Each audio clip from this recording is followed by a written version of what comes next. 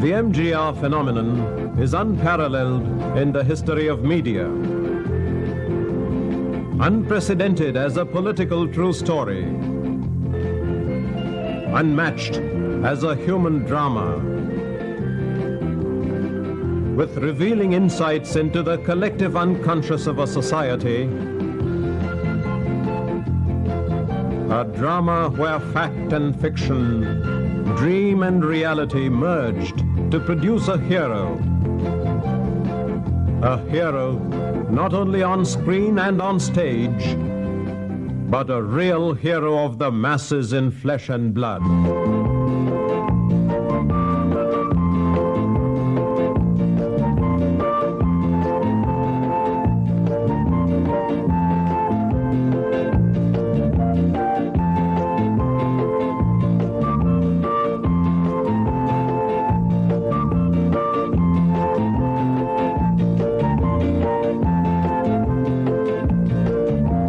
Ramachandran was born in 1917. His father, a civil servant, died within 2 years, leaving his wife and 2 sons in abject poverty. Satyabhama migrated to a small town in Tamil Nadu. Despite her strong will and hard work, she found it difficult to raise her children on her own. When Ramachandran was hardly 7, he was dispatched with his elder brother, through a benevolent relative, as a young performer in a touring dramatic troupe.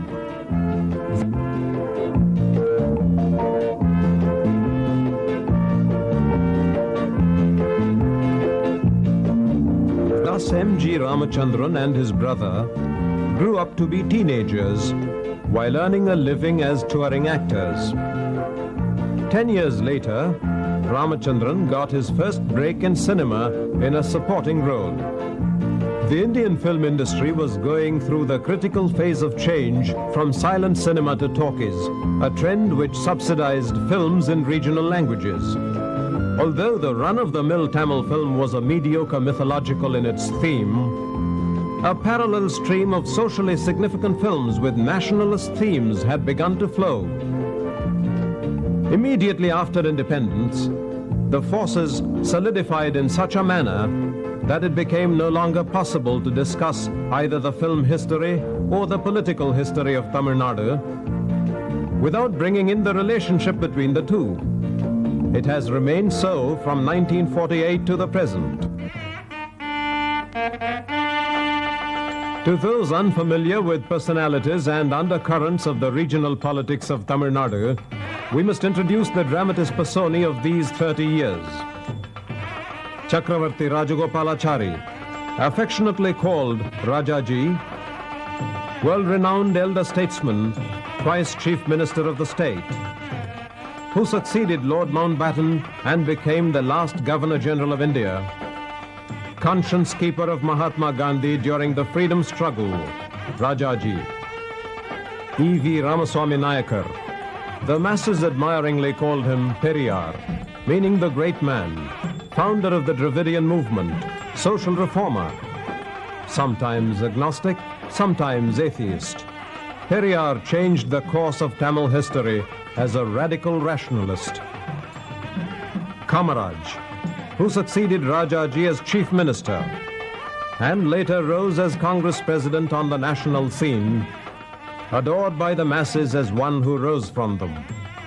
Kamaraj successfully steered through 2 very difficult periods of succession in national leadership, from Jawaharlal Nehru to Lal Bahadur Shastri, and from Shastri to Indira Gandhi. C.N. Annadurai, novelist, dramatist, film writer. A follower of Periyar, Annadurai later founded his own party, the Dravidian Progressive Party, DMK, the first major challenge as an alternative to the monolithic Congress Party. He endeared himself to the millions of Tamils as Anna, his shortened name, which also means the elder brother.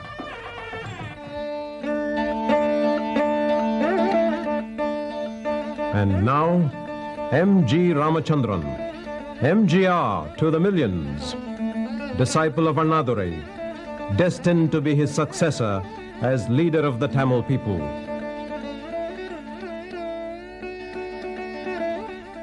Concurrent with his entry into cinema, with modest supporting roles, Ramachandran's admiration for Mahatma Gandhi drove him to become a member of the Congress Party. He was also deeply attracted all along by the rationalistic arguments of Periyar. When Ramachandran was on the road to stardom in the late 1940s, a chance meeting with Annadurai changed the course of his life. Anna became his mentor, his model, his father figure. It was just then Anna broke away from Periyar and formed his own party.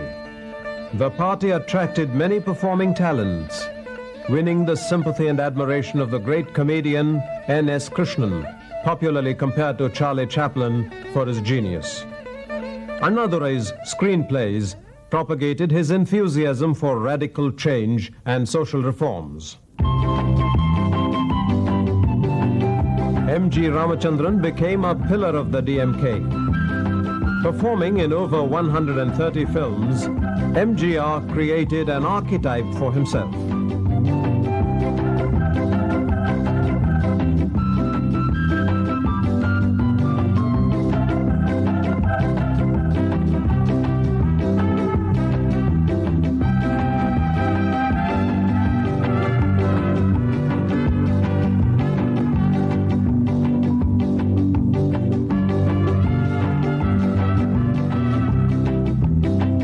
His zest for reform and downright earnestness to propagate his ideals came through every role he performed. Off-screen, in his real life, MGR built up a reputation for charity, rushing to the aid of the poor and downtrodden, distributing free raincoats to the rickshaw pullers during monsoon, arriving on the scene to console the victims of a fire accident, rushing with personal help and attention. He was there when any calamity took place, cyclone or floods. The genuineness of his feeling for suffering humanity, his concern for the poor, his simplicity and accessibility for people in grief, marked him as a unique combination of the exclusive glitter of film stardom with the simplicity and warmth of the village leader, distinct yet not distant. The screen image was that of a Hercules in strength, James Bond in modernity, and Jesus Christ in his love for fellow men.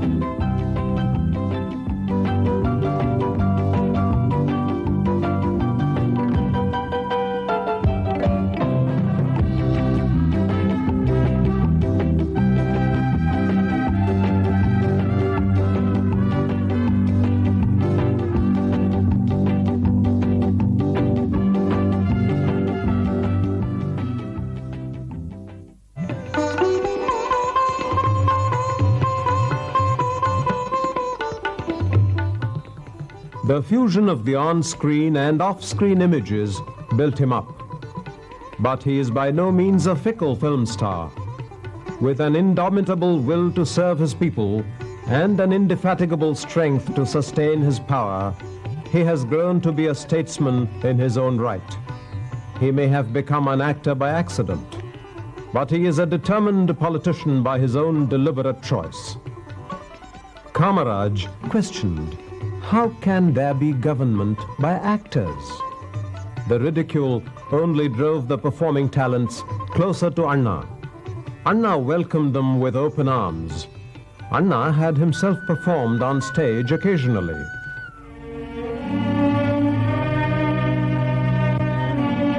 January 1967. A few weeks before the general election, MGR was visited by his actor friend, M.R. Radha. Radha had performed the villain in scores of MGR movies. In an extraordinary event, reenacting film situations in real life, Radha pulled out his revolver and shot MGR.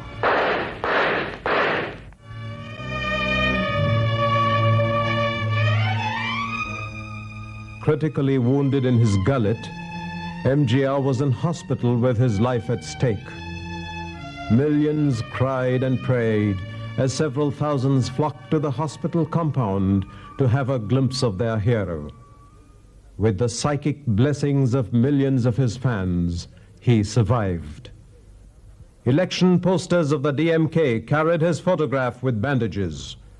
The public was solidly with him.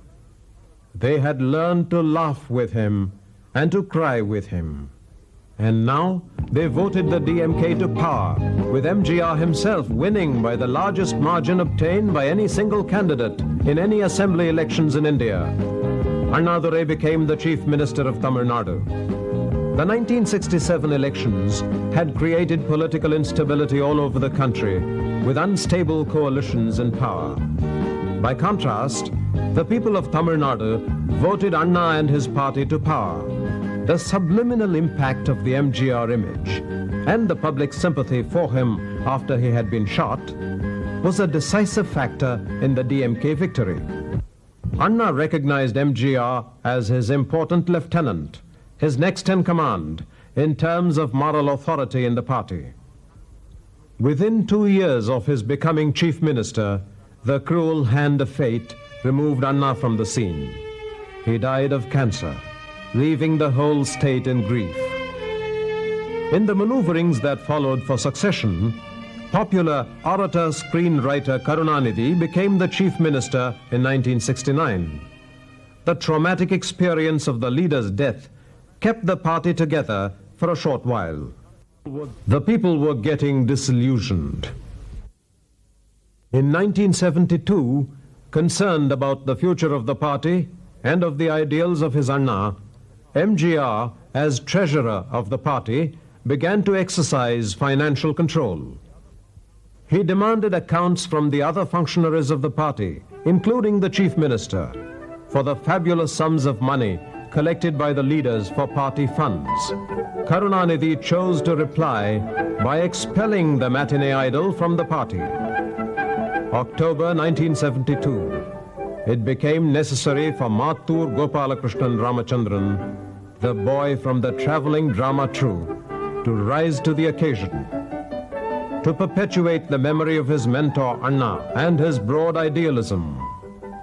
To build himself up internally into the role people had already given him, he formed his own new political party, Anna DMK, which later he renamed as All India Anna DMK to remove the parochial stigma.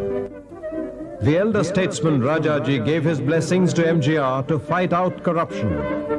In January 1976, Prime Minister Mrs. Indira Gandhi dismissed the Karunanidhi government and brought the state under President's rule. MGR always admired Mrs. Gandhi and extended his support to her, recognizing her as the only leader who could govern India with genuine concern for the masses and with a sense of discipline at the same time. In the general elections of 1977 for Parliament, his support helped Mrs. Gandhi to secure a majority of Parliament seats from Tamil Nadu, although she suffered defeat in the northern states. In the elections for State Assembly, the AIADMK swept to power and MGR became the chief minister.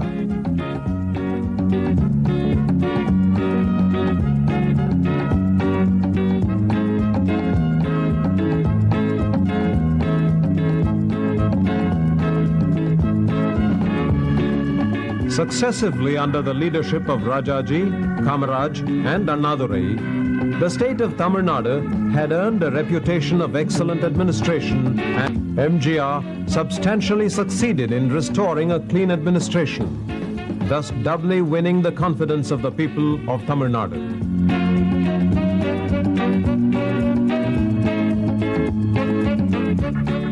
Although Mrs. Gandhi was not in power, MGR was constant in his admiration and support for her. His party supported her in every by-election. However, in a complex realignment of political forces during the elections to the National Parliament in January 1980, Mrs. Gandhi and MGR found themselves in opposite camps, despite their warm friendship and regard for each other. Mrs. Gandhi triumphantly returned to power as Prime Minister. While Mrs. Gandhi's Congress party won the elections in 8 out of the 9 states where elections were held in May 1980, the people of Tamil Nadu returned MGR to power with greater strength. The people of Tamil Nadu voted for Mrs. Gandhi and her party in January 1980 for the National Parliament. Within 4 months, they voted for MGR and his party to govern the state. The crowd of over 1 million that had gathered in Madras city for the victory celebration grew ecstatic to have their leader back in power.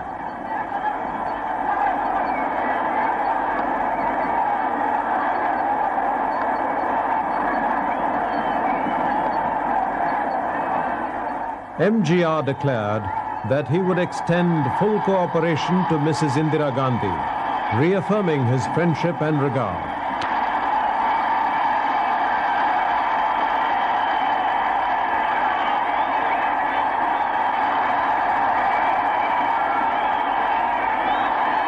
Having produced this compilation in 1980, it is with a sense of profound regret that I update this in the unfortunate circumstance of having to convert it into a memoir. MGR passed away in the early hours of the 24th of December, 1987.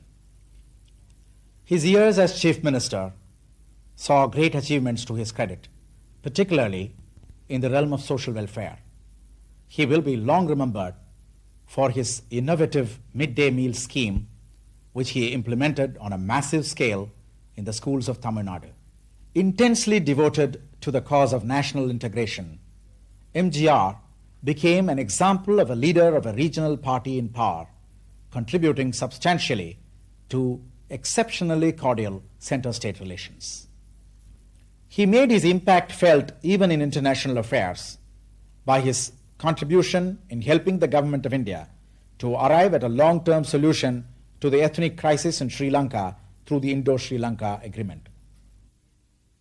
Indeed, M.G. Ramachandran became a legend in his lifetime, a legend which will live forever, for MGR was a man of history, a social and political phenomenon that will be studied with love, fascination, and respect by future generations.